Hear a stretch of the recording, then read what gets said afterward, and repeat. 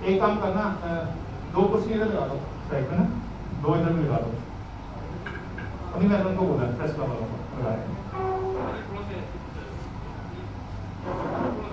तो दोस्तों मैं कह सी कोरोना काल च तुसीं सारिਆਂ ने बहुत बड़ी समाज की सेवा की है।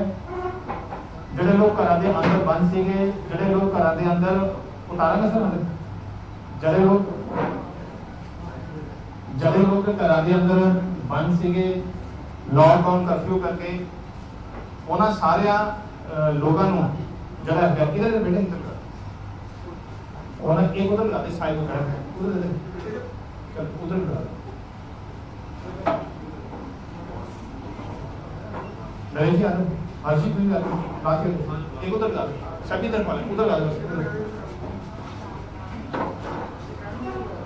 कोरोना काल जो लोग घर च बंद से लॉकडाउन कर्फ्यू करके उन्होंने लोगों तक तुसीं लगातार समाज की खबर, सरकार की खबर और सरकार द्वारा दी गई हिदायत और बाद च रियायत पहुँचाइया, जिस करके लोगों के अंदर एक बहुत बड़ा रिलीफ सीगा, चैन सीगा।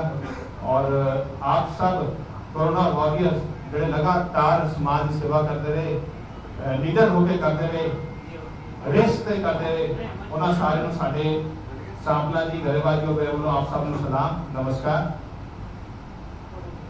दोस्तों श्री विजय सांपला जी सारे परिचित हो, सारे पार्टी पंजाब के पूर्व प्रदेश अध्यक्ष ने, पूर्व केंद्रीय मंत्री ने और लगभग 1997 तो पार्टी की वक्त जिम्मेवारी संभाल रहे आज बड़े बीच ने। सरदार हरजीत सिंह गरेवाल जी साड़ी पार्टी के बड़े सीनियर लीडर ने, पूर्व राष्ट्रीय मंत्री ने, पंजाब च भी प्रदेश महामंत्री, प्रदेश उपाध्यक्ष, वक् जिम्मेवारी संभालियां, किसान मोर्चा के भी राष्ट्रीय महामंत्री रहे और भारत तिब्बत सहयोग मंच एक संगठन है उसके राष्ट्रीय अध्यक्ष भी ने। और राजपुरे तो पिछली बार चुनाव लड़िया सी और हम लगातार 365 दिन 16 को 18 करते रही है अपनी हाजिरी अपने इलाके में मेंटेन कर रहे हैं। दोस्तों आज विषय जो है कुछ सारी जानकारी भी है और मैंने लगता है कि पंजाब के अंदर जी सारी पंजाब की सरकार है वो बहुत सारे जड़े दावे करती है और कभी कभी मैं हंसता हूँ कि पंजाब सरकार जड़ी है ये लगातार पंजाब के अंदर अखबारों की सुर्खियां, टीवी के अंदर जड़ा है स्पेस कवर करके असली मुद्दों तो लोगों का जड़ा है ध्यान भटकाने काम कर रही है। तो सानू लगे अज सांपला करता सी भी चंडीगढ़ प्रेस कॉन्फ्रेंस करके असी जरा एक बार एक पंजाब के बड़े इंपॉर्टेंट मुद्दे जिन्हें करके पंजाब के अंदर बहुत सारी जिंदगियां चलेगियां उसके ऊपर जड़ा है पंजाब सरकार मुख्यमंत्री कैप्टन अमरिंदर का फोकस लेके आई है। मैं सांपला जी को बेनती करूंगा कि वो पत्रकार वार्ता शुरू करें। सांपला जी धन्यवाद जी। साथियों बहुत लंबे समय बाद असी तुहाडे सारिਆਂ ਦੇ रूबरू हो रहे हैं आपस में।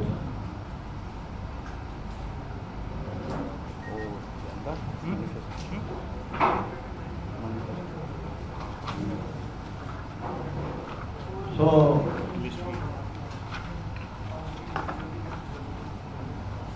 दो तीन दिन पहला ही एक रिपोर्ट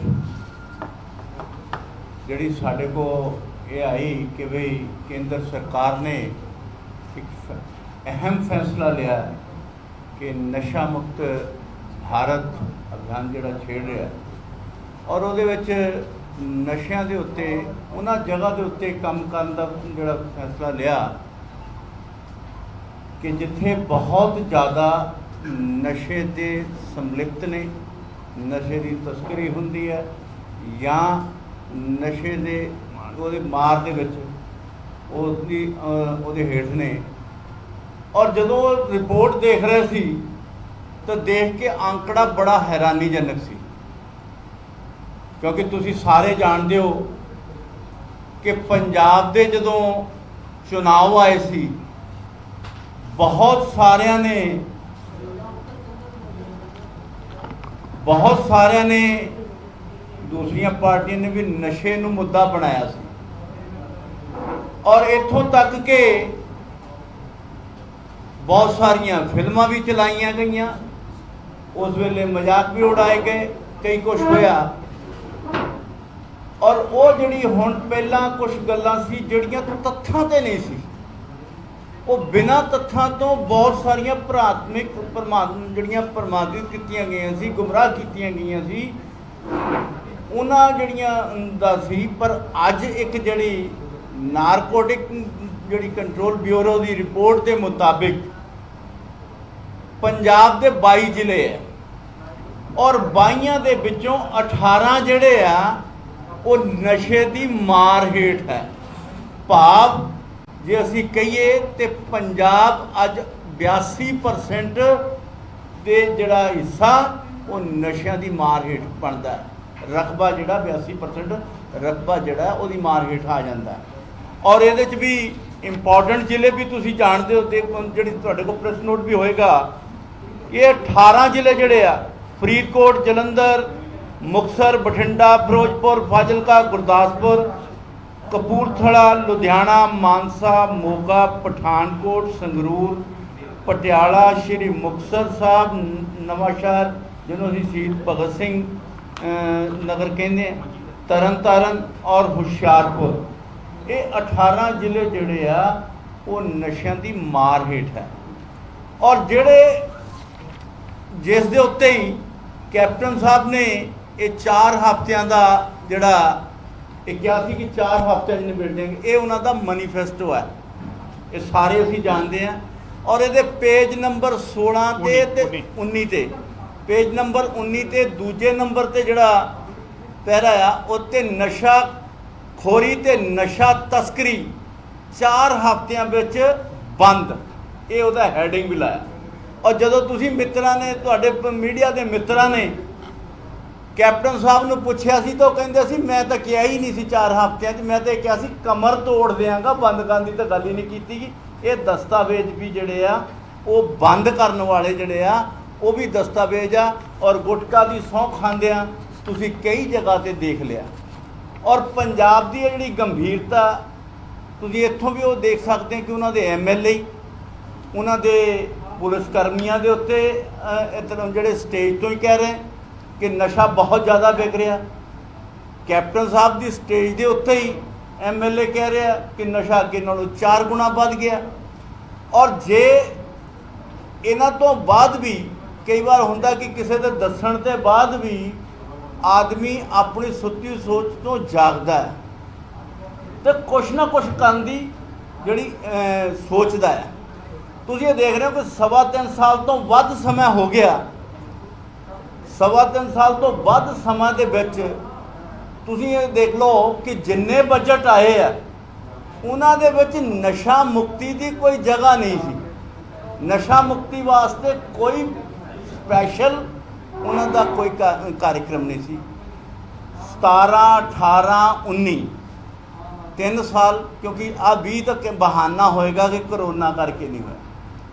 हर साल 26 जून नूं नशा मुक्ति दिवस हुंदा है और प्रदेश का जिहड़ा है सरकार उन्होंने अवेयरनेस प्रोग्राम कराउण लई चलाउंदी है। और इन्हां सारे समय दे विच किते भी कैप्टन साहब नशियां दे खिलाफ कोई गल करते हुए नज़र नहीं आए और किसी भी सरकारी फंक्शन चो गए ही नहीं। सो ये तो उन्होंने गंभीरता नज़र आती है।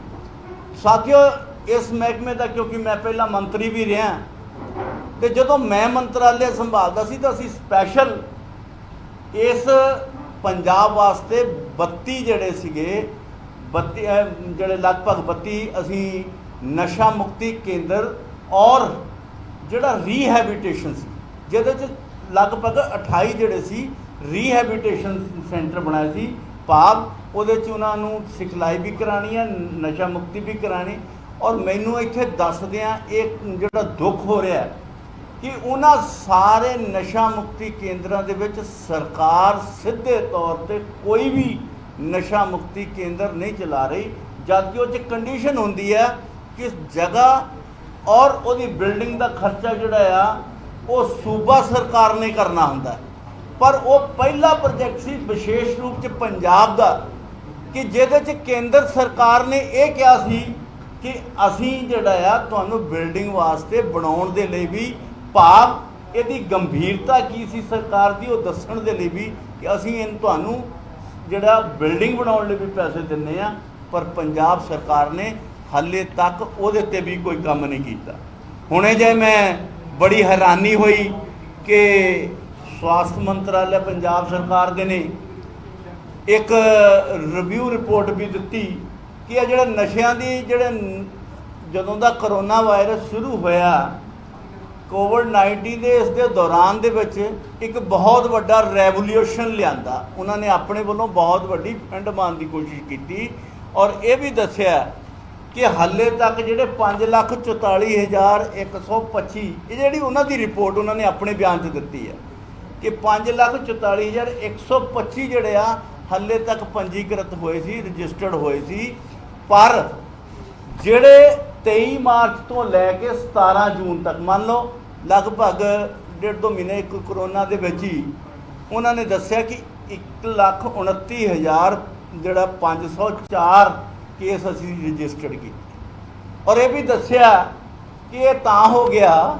ਕਿ ਜੇ ਪਿੰਡਾਂ 'ਚ ਆਪਾਂ ਠੀਕਰੀ ਪਹਿਰੇ ਸ਼ੁਰੂ ਕਰਤੇ, ਭਾਵ ਇਹ ਠੀਕਰੀ ਪਹਿਰੇ ਦਾ ਮਤਲਬ ਸਰਕਾਰ ਨੇ ਕੁਝ ਨਹੀਂ ਕੀਤਾ, ਲੋਕਾਂ ਨੇ ਕੀਤਾ ਕਿ ਲੋਕਾਂ ਨੂੰ ਅਵੇਅਰਨੈਸ ਕੀਤਾ ਔਰ ਸਰਕਾਰ ਦਾ ਇਹਦੇ ਵਿੱਚ 50 ਸਾਲਾਂ ਦੇ ਵਿੱਚ ਅਗਰ ਦੇਖਿਆ ਜਾਵੇ ਤਾਂ ਉਹਨਾਂ ਦਾ ਅੰਕੜਾ ਜਿਹੜਾ ਆਪਣਾ ਅੰਕੜਾ ਤਾਂ ਉਹ ਜ਼ੀਰੋ 'ਚ ਹੀ ਰਹਿ ਜਾਂਦਾ।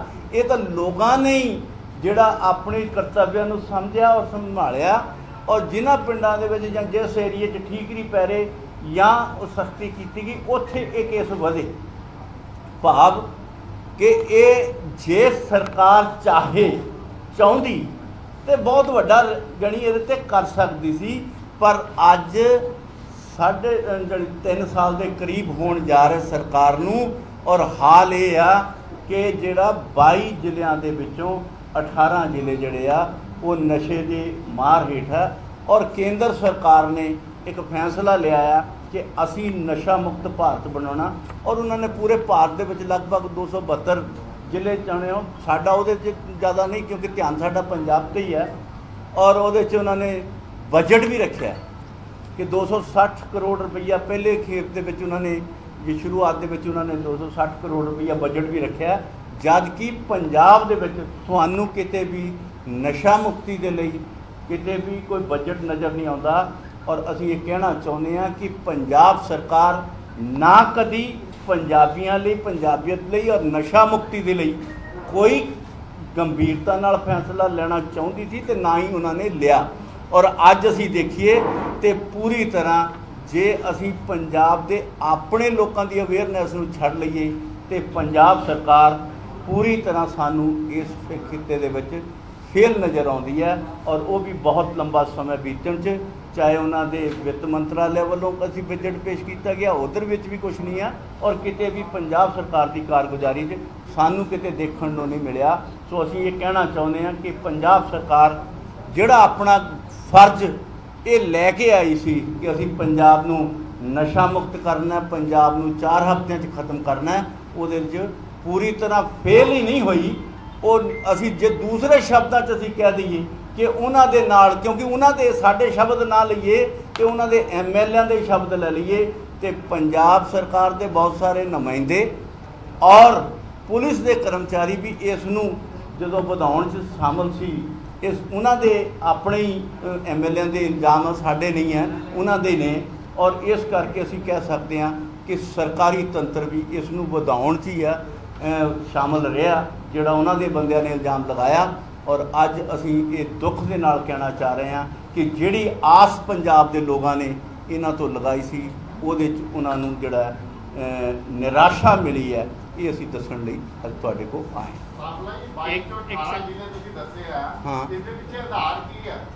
ਆਧਾਰ ਇਸ ਤਰ੍ਹਾਂ ਹੈ ਕਿ ਇਹਦੇ 'ਚ ਨਾਰਕੋਟਿਕ ਜਿਹੜਾ ਕੰਟਰੋਲਰ ਬਿਊਰੋ ਜਿਹੜਾ ਕੰਟਰੋਲ ਬਿਊਰੋ ਹੈ ਉਸ ਦੀ ਹੀ ਰਿਪੋਰਟ ਪਲੱਸ ਇੱਕ ਏਮਸ ਦੀ ਰਿਪੋਰਟ ਔਰ ਪਲੱਸ ਮੰਤਰਾਲਿਆਂ ਦੀ ਸਾਰਿਆਂ ਦੀ ਰਿਪੋਰਟ, ਇਕੱਲੇ ਪੰਜਾਬ ਦੀ ਰਿਪੋਰਟ ਨਹੀਂ ਉਹਨਾਂ ਨੇ ਛਾਇਆ ਕੀਤੀ, ਉਹਨਾਂ ਨੇ ਆਲ ਓਵਰ ਇੰਡੀਆ ਦੀ ਹੈ।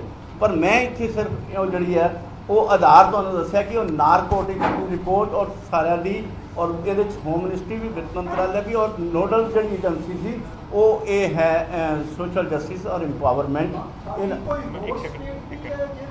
ਦੇਖੋ ਮੈਂ ਪਹਿਲਾਂ ਕਹਾ ਸਾਰੇ ਹਿੰਦੁਸਤਾਨ 'ਚ 272 ਜ਼ਿਲ੍ਹੇ ਨੇ, ਪਰ ਮੇਰਾ ਧਿਆਨ ਪੰਜਾਬ ਦੇ ਉੱਤੇ ਹੈ, ਮੈਂ ਪੰਜਾਬ ਦੀ ਗੱਲ ਕਰ ਰਹੀ।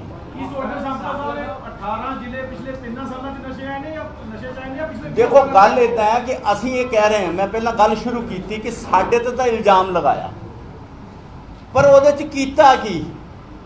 ਅੱਜ ਸਵਾਲ ਇਹ ਅਸੀਂ ਕਰਨ ਲਈ ਆਏ ਕਿ 3.5 ਸਾਲਾਂ 'ਚ ਕੀਤਾ ਕੀ?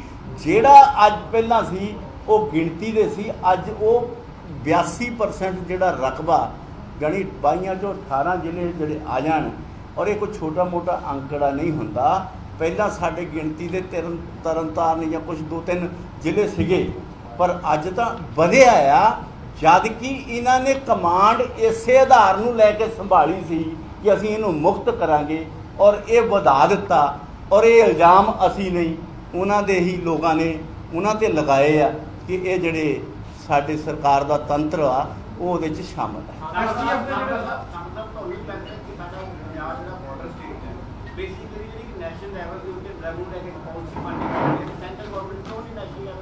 देखिए जी नैशनल लेवल पे ड्रग की पॉलिसी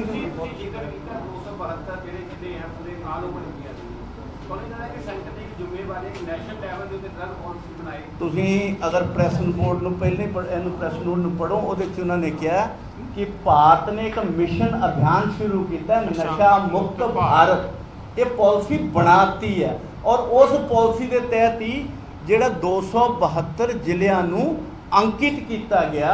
और ये सीरीयसनेस है कि उन्होंने सारे ਜਿਹੜੇ बहुत सारे मंत्रालय ਉਹਦੇ 'ਚ नारकोटिक्स कंट्रोल ब्यूरो ਜਿਹੜਾ ਆ ਉਹ विशेष भूमिका ਜਿਹੜੀ ਉਹਨੇ ਨਿਭਾਈ ਆ, ਉਹਦੀ ਰਿਪੋਰਟ ਇਹਦੇ ਵਿੱਚ ਉਹਦੇ ਆਧਾਰ 'ਤੇ ਆ। ਔਰ ਇਸ ਕਰਕੇ ਮੈਂ ਕਹਾਂਗਾ ਕਿ ਤੁਹਾਡੀ ਗੱਲ ਦੇ ਉੱਤੇ ਅਗਰ ਇਹਨੂੰ ਪੂਰਾ ਪੜੋਗੇ ਤੇ ਇਹ ਜਿਹੜੀ ਹਿੰਦੁਸਤਾਨ ਦੀ ਪਾਲਿਸੀ ਆ ਐਸਟੀਐਫ ਦੇ ਜਿਹੜੇ ਦਾਅਵੇ ਹੁੰਦੇ ਆ ਉਹਨੂੰ ਲੈ ਕੇ ਐਸਟੀਐਫ ਦੇ ਜਿਹੜੇ 260 ਕਰੋੜ ਰੁਪਏ ਦੇ ਸੈਂਟਰ ਗਵਰਨਮੈਂਟ ਨੇ ਤੈਅ ਕੀਤੇ ਹੈ, ਜਿਹੜਾ 18 ਜ਼ਿਲ੍ਹੇ ਪੰਜਾਬ ਦੇ ਜਾਂ ਸੈਂਟਰ ਕੋਈ ਡਾਇਰੈਕਟ ਸਕੀਮ ਇਹਨਾਂ ਵਾਸਤੇ ਸ਼ੁਰੂ ਕਰੇਗਾ ਜਾਂ ਪੰਜਾਬ ਸਰਕਾਰ ਨੂੰ ਮੰਨਣੇ ਪੈਣਗੇ?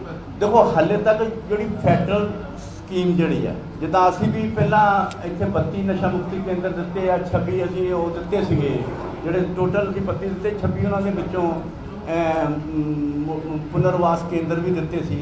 ਉਹ ਸਾਰੇ ਪੈਸੇ ਕੇਂਦਰ ਜਿਹੜਾ ਆ ਫੈਡਰਲ ਸਿਸਟਮ ਦੇ ਮੁਤਾਬਕ ਸਟੇਟ ਨੂੰ ਦਿੰਦਾ ਔਰ ਸਟੇਟ ਨੂੰ ਇਨਵੋਲਵ ਕਰਦਾ ਸਰਕਾਰ ਜਿਹੜੀਆਂ ਇੱਥੇ ਦੀਆਂ ਵੀ ਜਿਹੜਾ ਨਾਰਕੋਟਿਕ ਸੈੱਲ ਉਹ ਜਾਂ ਦੂਸਰੇ ਬਾਕੀ ਚੀਜ਼ਾਂ ਜਿਹੜੇ। ਔਰ ਇਹਦੇ 'ਚ 3 ਜਿਹੜੀਆਂ ਏਜੰਸੀਆਂ ਕੰਮ ਕਰਨਗੀਆਂ ਮੁੱਖ ਰੂਪ ਦੇ ਵਿੱਚ। ਇਹਦੇ 'ਚ ਜਿਹੜੀ ਉਹਦੀ ਰਿਪੋਰਟ ਤਿਆਰ ਕਰਨੀ, ਉੱਥੇ ਕਿੱਥੇ ਕਮੀ ਪੇਸ਼ੀ ਆ, ਕੌਣ ਇਹਦੇ 'ਚ ਨਸ਼ੇ 'ਚ ਮੁਕਤ ਆ, ਕਿਹੜਾ ਸੰਲਿਪਤ ਹੈ ਔਰ ਤਸਕਰ ਕੌਣ ਆ, ਤੇ ਨਸ਼ੇ ਉਹਦੀ ਜਿਹੜੀ ਰਿਪੋਰਟ ਦੇ ਵਿੱਚ ਕੰਮ ਕਰੇਗੀ ਉਹ ਨਾਰਕੋਟਿਕ ਬਿਊਰੋ ਜਿਹੜਾ ਕੰਟਰੋਲਰ ਜਿਹੜਾ ਉਹ ਕਰੇਗਾ। ਅਵੇਅਰਨੈਸ ਦਾ ਕਾਰਜਕ੍ਰਮ ਜਿਹੜਾ ਲੋਕਾਂ ਨੂੰ ਅਵੇਅਰ ਕਰਨ ਦਾ ਕੰਮ ਹੈ ਉਹ ਸੋਸ਼ਲ ਜਸਟਿਸ ਇੰਪਾਵਰਮੈਂਟ ਮਿਨਿਸਟਰੀ ਦੇ ਉਹਦੇ ਮੰਤਰਾਲੇ ਦੇ ਮਾਧਿਅਮ ਦੇ ਨਾਲ ਹੋਣਗੇ। ਔਰ ਤੀਸਰਾ ਜਿਹੜਾ ਆ ਇਹਦਾ ਇਲਾਜ ਕਰਨ ਵਾਲੀ ਜਿਹੜੀ ਏਜੰਸੀ ਹੋਏਗੀ ਉਹ ਜਿਹੜਾ ਸਿਹਤ ਵਿਭਾਗ ਹੋਏਗਾ।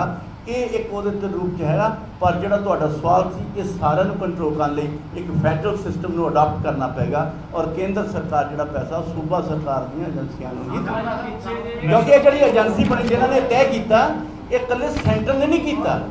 ਇਸ ਕਮੇਟੀ ਦੇ ਵਿੱਚ ਇਹਦੇ ਜੋ ਰਿਪੋਰਟ ਤਿਆਰ ਕਰਨ ਦੇ ਵਿੱਚ ਹਰ ਸਟੇਟ ਦੇ ਨਾਰਕੋਟਿਕ ਸੈੱਲ ਵੀ ਸੀਗੇ ਔਰ ਉਹਨਾਂ ਦੇ ਸੈਕਟਰੀ ਲੈਵਲ ਦੇ ਅਧਿਕਾਰੀ ਵੀ ਉਹਦੇ ਦੇ ਨਾਲ ਸੰਮਿਲਿਤ। ਇੱਕ ਸੈਕਿੰਡ ਬੱਲੀ ਜੀ, ਮੈਂ ਗੱਲ ਸਪੈਸੀਫਾਈ ਕਰਦਾ। 26 ਜੂਨ ਨੂੰ ਅੰਤਰਰਾਸ਼ਟਰੀ ਨਸ਼ਾ ਮੁਕਤ ਦਿਵਸ 'ਚ ਕੇਂਦਰ ਸਰਕਾਰ ਨੇ ਨਸ਼ਾ ਮੁਕਤ ਭਾਰਤ ਅਭਿਆਨ ਸ਼ੁਰੂ ਕੀਤਾ। ਉਹਨਾਂ ਨੇ ਉਸ ਨਸ਼ਾ ਮੁਕਤ ਭਾਰਤ ਅਭਿਆਨ ਦੇ ਤਹਿਤ ਪੂਰੇ ਦੇਸ਼ ਦੇ ਅੰਦਰ 272 ਜ਼ਿਲ੍ਹੇ ਆਇਡੈਂਟੀਫਾਈ ਕੀਤੇ ਜਿਹੜੇ ਨਸ਼ੇ ਦੀ ਚਪੇਟ 'ਚ ਨੇ। ਉਹਨਾਂ ਦੇ ਅੰਦਰ 260 ਕਰੋੜ ਰੁਪਇਆ ਇੱਕ ਸਾਲ ਦੇ ਅੰਦਰ 2020-21 ਦੇ ਅੰਦਰ 260 ਕਰੋੜ ਰੁਪਇਆ ਨਸ਼ਾ ਮੁਕਤੀ ਵਾਸਤੇ ਖਰਚ ਕਰਨਾ ਹੈ। 3 ਏਜੰਸੀਆਂ ਦੇ ਰਾਹੀਂ ਖਰਚ ਕਰਨਾ। ਇੱਕ ਨਾਰਕੋਟਿਕਸ ਕੰਟਰੋਲ ਬਿਊਰੋ, ਕਿਉਂਕਿ ਉਹਨਾਂ ਨੂੰ ਸਟਰੈਂਥਨ ਕਰਨਾ ਜ਼ਰੂਰੀ ਤੇ ਤੱਕ ਦਸਤਾਂ ਨੂੰ ਪੜ੍ਹਨਾ।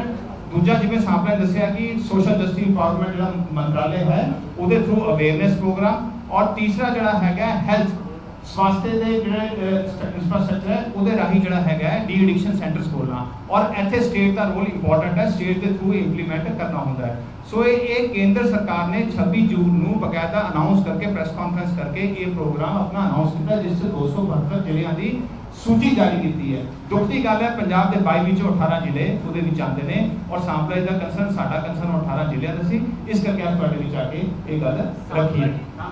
26 ਜੂਨ ਦੀ ਗੱਲ ਕੀਤੀ ਹੈ, ਇੰਟਰਨੈਸ਼ਨਲ ਐਂਟੀ ਡਰਗ ਡੇ ਤੇ ਮੁੱਖ ਮੰਤਰੀ ਕੈਪਟਨ ਅਮਰਿੰਦਰ ਸਿੰਘ ਨੇ ਇੱਕ ਸਟੇਟਮੈਂਟ ਜਾਰੀ ਕੀਤੀ ਕਿ ਅਸੀਂ ਨਸ਼ਿਆਂ ਦਾ ਲੱਕ ਤੋੜਤਾ ਤੇ ਹੁਣ ਅਸੀਂ ਪੂਰਾ ਖਤਮ ਕਰਤਾ, ਮਤਲਬ ਉਹ ਝੂਠ ਹੈ ਜਿਹੜਾ ਲੱਕ ਤੋੜਤਾ। ਮੈਂ ਕਿਹਾ ਕਿ ਆਤਮ ਮੈਨੀਫੈਸਟੋ ਜਿਹੜਾ ਸੀ ਲੱਕ ਤੋੜਨ ਦੀ ਗੱਲ ਨਹੀਂ, ਉਹ ਬੰਦ ਕਰਨ ਦੀ 4 ਹਫ਼ਤਿਆਂ ਦੀ ਕਹੀ ਸੀ, ਉਹ ਕਹਿੰਦੇ ਕਿ ਬੰਦ ਕਰਤਾ। ਪਹਿਲਾਂ ਤਾਂ ਇਹ ਹੈ ਕਿ ਉਹ ਅਗਰ ਤੁਸੀਂ ਉਹਨਾਂ ਕੋਲੋਂ ਇਹ ਸਵਾਲ ਪੁੱਛੋ ਕਿ ਵੀ ਲੱਕ ਤੋੜਨ ਦਾ ਤੁਹਾਡਾ ਕ੍ਰਾਈਟੇਰੀਆ ਕਿੱਦਾਂ ਰਿਹਾ ਸੀ, ਚੁਆਨੀ ਤਾਂ ਤੁਸੀਂ ਇੱਕ ਬਜਟ ਦੇ ਵਿੱਚ ਰੱਖੀ ਨਹੀਂ, ਤੁਸੀਂ ਦੱਸੋ ਬਜਟ 'ਚ ਕੀ ਉਹਦੇ ਲਈ ਰੱਖਿਆ, ਕੀ ਪ੍ਰਾਵਧਾਨ ਕੀਤਾ ਬਜਟ ਦਾ, ਫਿਰ ਖਰਚਾ ਕਿੱਥੇ ਹੋਇਆ। ਜਦ ਬਜਟ 'ਚ ਰੱਖਿਆ ਹੀ ਨਹੀਂ ਤੇ ਖਰਚਾ ਕਿੱਥੋਂ, ਉਹਦਾ ਪੁੱਛਣਾ ਹਿਸਾਬ ਦਾ ਕਿੱਥੋਂ ਜਾ।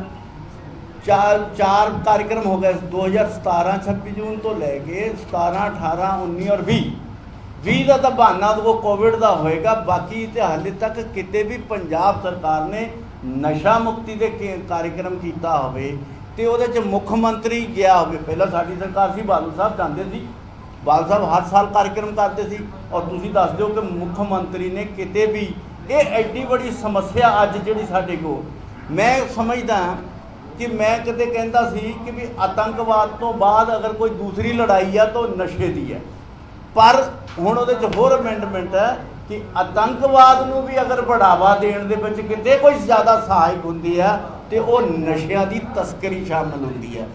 ਸੋ ਜੇ ਕੈਪਟਨ ਸਾਹਿਬ ਨੇ ਉਹਦੇ 'ਚ ਕੰਮ ਨਹੀਂ ਕੀਤਾ ਤੇ ਸਮਝ ਲਓ ਕਿ ਕਿਤੇ ਨਾ ਕਿਤੇ ਉਸ ਪੱਖੋਂ ਵੀ ਲਾ ਐਂਡ ਆਰਡਰ ਨੂੰ ਜਿਹੜਾ ਵੀ ਕਰ ਸਕਦੇ। ਪਰ ਮੈਂ ਉਸ ਵਿਸ਼ੇ ਵੱਲ ਨੂੰ ਨਹੀਂ ਜਾਵਾਂਗਾ, ਅੱਜ ਦਾ ਵਿਸ਼ੇ ਸਿਰਫ ਮੈਂ ਨਸ਼ੇ 'ਤੇ ਰੱਖਾਂਗਾ ਕਿ ਉਹਨਾਂ ਨੇ ਜਿਹੜਾ ਆਪਣਾ ਉਹਨਾਂ ਦਾ ਕਰਤੱਵ ਸੀ ਉਹ ਨਹੀਂ ਨਿਭਾਇਆ।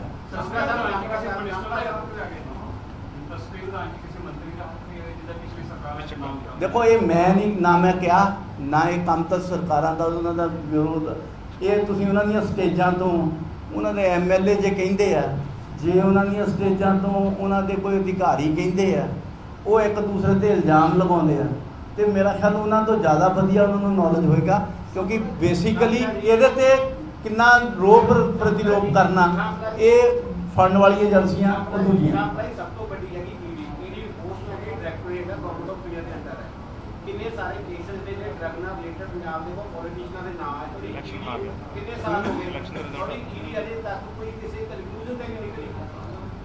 ਦੇਖੋ ਸੈਂਟਰ ਗਵਰਨਮੈਂਟ ਦੀ ਵੀ ਕਮੀ ਹੈ, ਉਹ ਦਵਾ ਕੇ ਰੱਖ। ਦੇਖੋ ਐਸਾ तो साडा ये जड़ियाँ रिपोर्ट्स जड़ियाँ साडे को आईयां उहदी मुक्ति दा ही जड़ा आ गया जड़ा ये मतलब आया। और जड़ा दूसरी गल है कि कार्रवाई करना आ वो सूबा सरकार दा काम हुंदा है। दूसरा रिपोर्ट जड़ा आ वो इन्हां ने देनी हुंदी है। और जदों के उन्होंने अगर MLA कही जाते हैं उन्होंने कही जाते हैं उन्होंने किसी की भी इंक्वायरी नहीं होने दी तो वह मतलब तुम आप समझ लो। हाँ जी वो उन्होंने किसी से भी एजेंसी ऐसा कितने नहीं सारिया एजेंसियां अपने तौर पर एजेंसी जी एजेंसी जी वो अपने तौर पर आजाद एजेंसी मैं